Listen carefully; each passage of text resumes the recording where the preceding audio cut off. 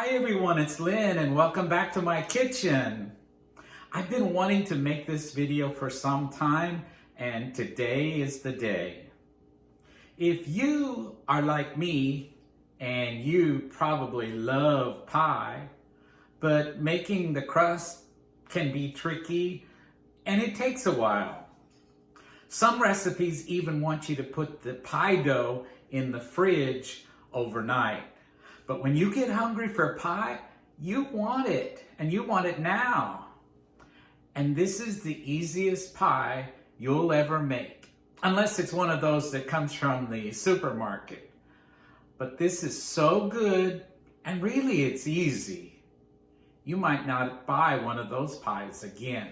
I thought that I had invented this recipe, but it turns out what I put together on my own is very similar to a recipe I found in my recipe box that was my grandmother Hub's apple pan dowdy.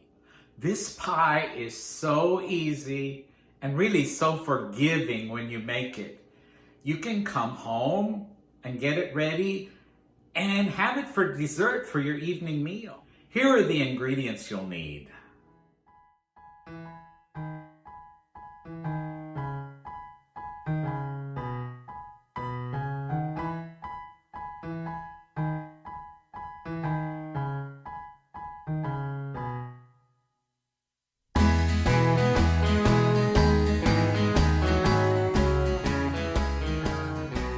Ingredients do work a little better if they're at room temperature. But if you just don't have time, don't worry about it. It'll work out. But before you do anything, turn your oven on to preheat. Mix your fruit and brown sugar in the bottom of your pie plate or whatever baking dish you choose. I'm using peaches, but you can use whatever fruit you like and even a combination. I like peaches and blueberries together. If you're using canned fruit, you'll want to drain off the juice and also adjust the amount of sugar because most canned fruit is already pretty sweet. You can use that juice though instead of the milk for the liquid in the recipe. I'm using the stand mixer, but you can use a hand mixer or even just whip it up in a bowl.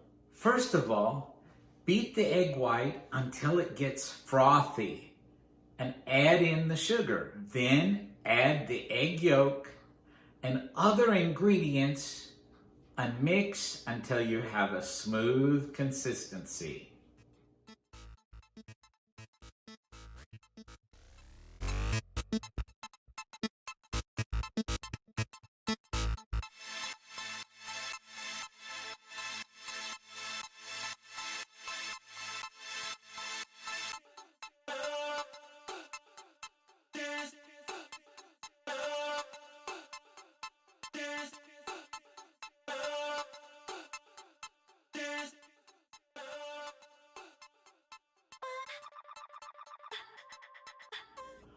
Pour this batter over the fruit and smooth it out with a spatula.